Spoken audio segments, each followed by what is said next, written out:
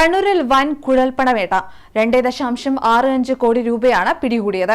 2 പേരെ Kannur town police arrest ചെയ്തു. കാറിൽ രഹസ്യാറ ഉണ്ടാക്കിയാണ് പണം കടത്താൻ ശ്രമിച്ചത്.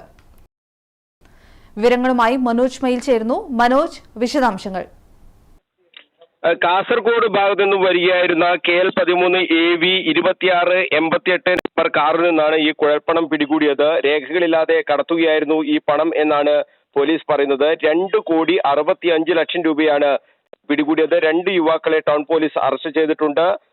പെരിങ്ങത്തൂർ മത്തിപ്പറമ്പ് സ്വദേശി അജ്മൽ, തലശ്ശേരി പുളിയനമ്പ്രം സ്വദേശി OP സബിത് എന്നിവരെയാണ് city police commissioner P Nithin രാജിന്റെ നിർദ്ദേശത്തെ തുടർന്ന് ഡാൻസ് ഓഫ് ടീമും Kannur town inspector SP Kailas നാഥും പോലീസ് ടീമും ചേർന്ന് പിടികൂടിയത്.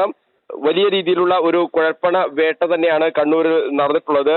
500 രൂപയുടെ 52 കെട്ട്, അതായത് 1000 എണ്ണമുള്ള 52 കെട്ട്, 52,040 രൂപയാണ് 500 രൂപയുടേതായി ഉണ്ടായിരുന്നത്.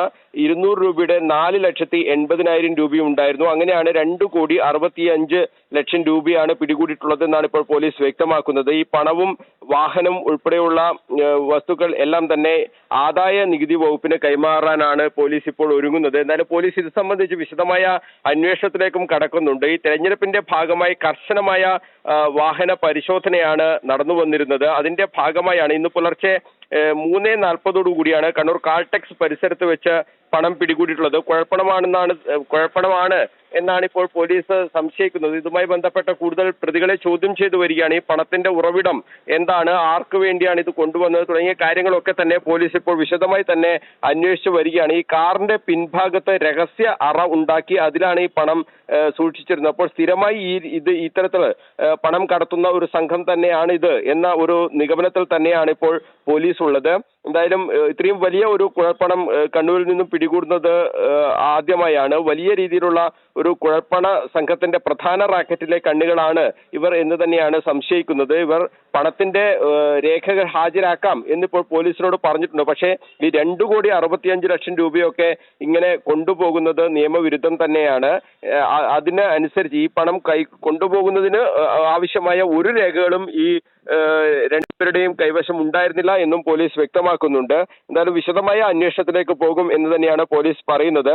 ടൗൺ SI മാരായ A Ani, O Rajesh, senior CPO മാരായ സംഗീത്, വിനീത്, CPO മാരായ സന്ദീജ്, ജിഷ്ണു എന്നിവരും ഈ അനധികൃത പണം പിടികൂടിയ സംഘത്തിൽ ഉണ്ടായിരുന്നു.